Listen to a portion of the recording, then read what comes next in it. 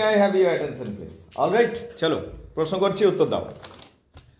1604 কি হয়েছে 1604? 1603-4 whatever 1603-4 কি বলছো? জেমস ওয়ান সিংহাসনে বসলেন। ওকে, দ্যাটস ভেরি গুড। তাহলে জেমস ওয়ান সিংহাসনে বসলেন।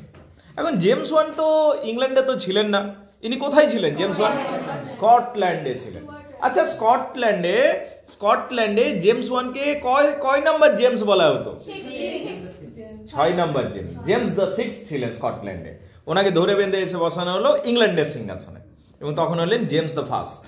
তাহলে জেমস দ্য সিক্স স্কটল্যান্ডে ছিলেন, তাকে যখন ইংল্যান্ডের সিংহাসনে বসানো হলো তখন হলেন জেমস দ্য ফার্স্ট বা জেমস ওয়ান, রাইট?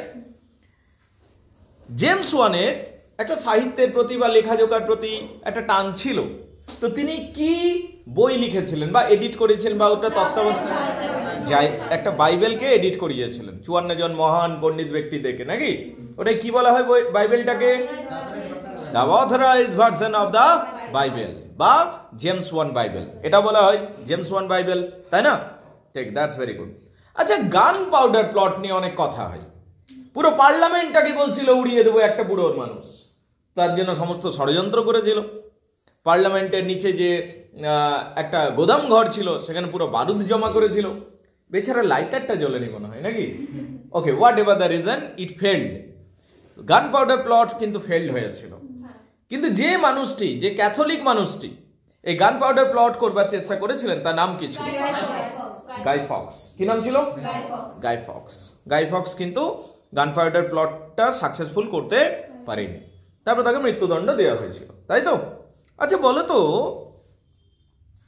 শেক্সপিয়ারের সনেট প্রকাশিত হয়েছে কত সালে? 1609। দরকার নেই যদিও এটা, ঠিক আছে। আচ্ছা, এরপরে বলবে আমাকে, দ্যাটস ভেরি ইম্পর্টেন্ট। চার্লস ওয়ানকে একটা গৃহযুদ্ধের মতো শুরু হয়ে গেল পরিস্থিতি। চার্লস ওয়ান সিংহাসনে বসছেন, উনি পার্লামেন্ট মানছেন না। চার্লস ওয়ানের নিজস্ব রীতিনীতি অনুযায়ী সে নিজের রাজার হাবভাবে চলছেন। ইতিমধ্যে পার্লামেন্ট গঠন হয়ে গেছে, পার্লামেন্টে নিয়ম করেছে রাজাকে পার্লামেন্টের কাছে জবাবদিহি করতে হবে, কিন্তু চার্লস ওয়ান কোনো কিছু মানছে না। পার্লামেন্ট একটা সময় এমন একটা পরিস্থিতি দাঁড়ালো, চার্লস ওয়ান একদিকে এবং চার্লসের সমর্থকরা একদিকে, অন্যদিকে পার্লামেন্ট এবং পার্লামেন্টের সমর্থকরা। দেশে পুরো গৃহযুদ্ধ শুরু হয়ে গেল, ইংলিশ সিভিল ওয়ার শুরু হয়ে গেল। পুরো ইংল্যান্ডের মধ্যে লড়াই, মানে কিং এর সমর্থক ভার্সেস পার্লামেন্টের সমর্থক। শেষ পর্যন্ত যুদ্ধ শেষ হলো এবং যুদ্ধে আমরা দেখতে পাই চার্লস ওয়ান পরাজিত হলেন। চার্লস ওয়ানকে কত সালে বিহেড করা হয়েছিল?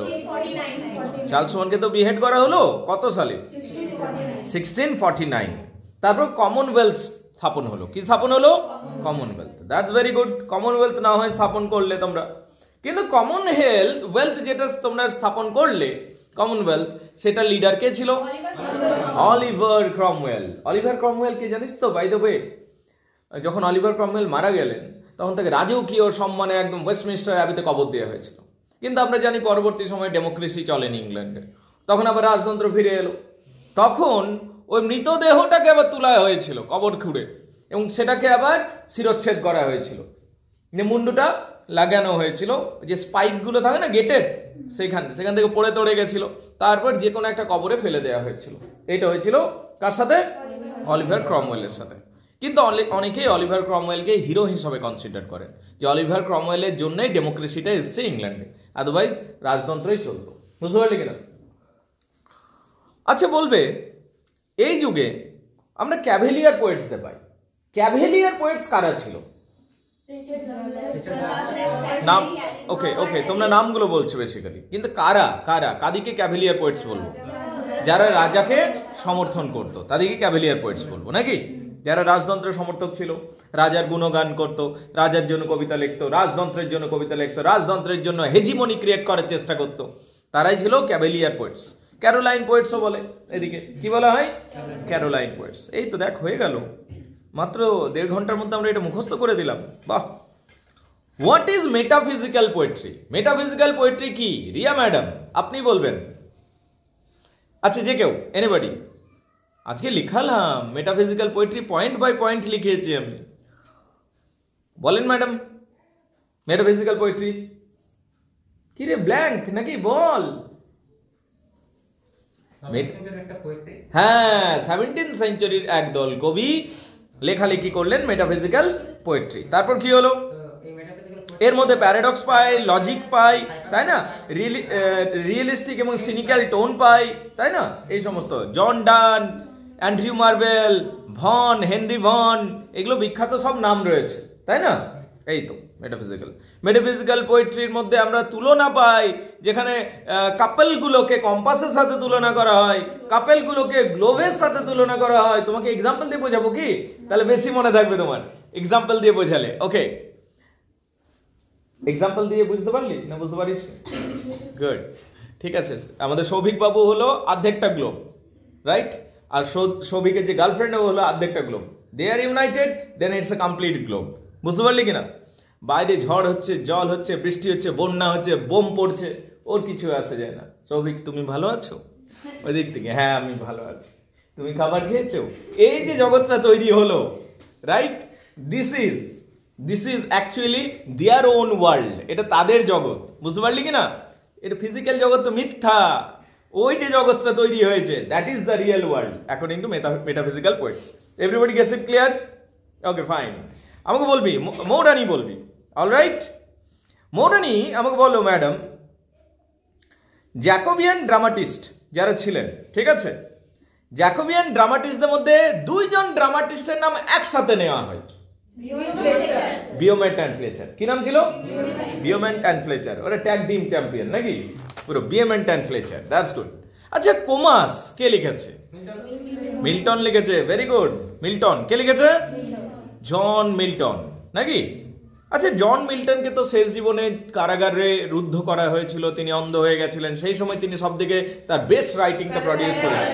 প্যারাডাইজ লস্ট কিসের উপর দাঁড়িয়ে আছে? প্যারাডাইজের কোন টপিকের উপর দাঁড়িয়ে আছে?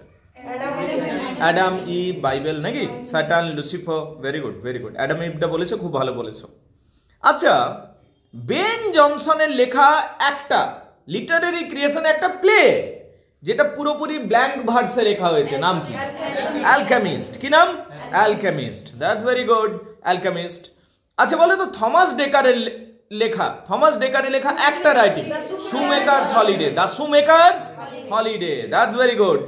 আচ্ছা, থমাস মিডলটনের একটা মাস্টার স্ট্রিপ বলো, মাস্টারপিস, হ্যাঁ, দারুণ লিখেছে Thomas Middleton, the Changeling. Thomas Heywood তিনি কি লিখেছেন? A woman killed with kindness. Absolutely good, ঠিক বলছো রিয়া। আচ্ছা বলবে, বিওমেন্ট অ্যান্ড ফ্লেচার দুজনে মিলে কটা নাটক লিখেছিল? 52, 52টা, কম নয় রে। A king and no king কার লেখা? বলেন।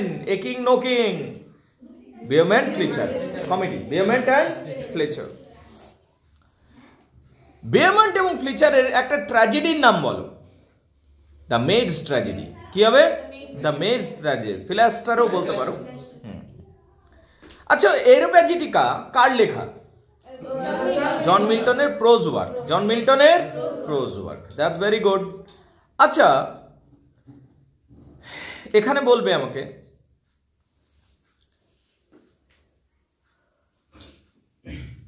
কে বলেছিলেন, কোন মহান কবি বলেছিলেন যে জন মিল্টন প্যারাডাইজ লস্ট লিখে যেন শয়তানের দলেরই সদস্য হয়ে গেছিলেন? উইলিয়াম ব্লেক বলেছিলেন নাকি? আচ্ছা, 17th সেঞ্চুরির দুজন ডায়েরিস্টের নাম বল, ডায়েরি লিখতো। স্যামুয়েল পেপস, এভলাইন নাকি?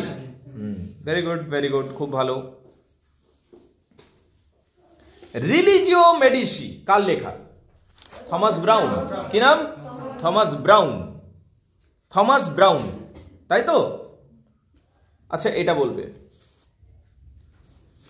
যে প্রোটেস্ট্যান্ট মুভমেন্টটা হয়েছিল, প্রোটেস্ট্যান্ট মুভমেন্টটাকে এগিয়ে নিয়ে যেতে, মানে প্রোটেস্ট্যান্ট ধর্মকে প্রচারিত করতে, দুজন ক্যারেক্টারের নাম বল।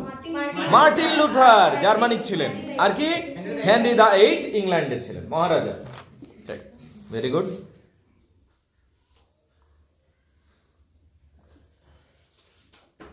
বলছে 1642-এ কোন গুরুত্বপূর্ণ ঘটনা ঘটল?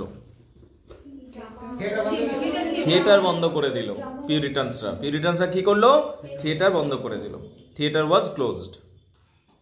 টিউডর বংশের প্রথম রাজার নাম কি? Henry the seven. Henry the seven Tudor বংশের প্রথম রাজা। টিউডর বংশের শেষ রাজা রানী কে? এলিজাবেথ। কে ছিল? এলিজাবেথ। টিউডর বংশের পর কে ক্ষমতা পাচ্ছে? স্টুয়ার্ট বংশ। স্টুয়ার্ট নাকি?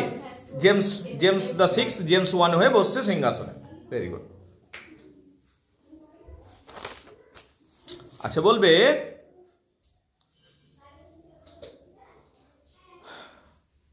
সিভিল ওয়ার কি? What is civil war? ইংল্যান্ডে সিভিল ওয়ার তো হয়েছিল। কি হয়েছিল, ব্যাপারটা কি? এক কথা নিজের ভাষায়। কাতে কাতে? পার্লামেন্টের সমর্থক এবং রাজার সমর্থকদের মধ্যে লড়াই। কিং চার্লস ওয়ান এদিকে ছিল, ওইদিকে ছিল অলিভার ক্রমওয়েল। এদের মধ্যে যে লড়াইটা, কারা জিতলো? অলিভার ক্রমওয়েল, পার্লামেন্টেরিয়ানসরা জিতলো। কারা হারলো? King Charles one. ফলস্বরূপ কি হলো? পেটিশন অফ রাইট সাইন হলো এবং 1649 কিং চার্লস ওয়ানকে বিহেড করা হলো। চার্লস ওয়ানকে কি করা হলো? বিহেড করা হলো। Okay, that's very good. Round head কারা ছিল? পিউরিটানসদেরই একটা অংশ, যারা প্রচন্ড ধর্ম মানত এবং চুলটাকে গোল করে কাটতো। রাউন্ড হেড, সেই জন্য বলা হতো। কি বলা হতো? Round head.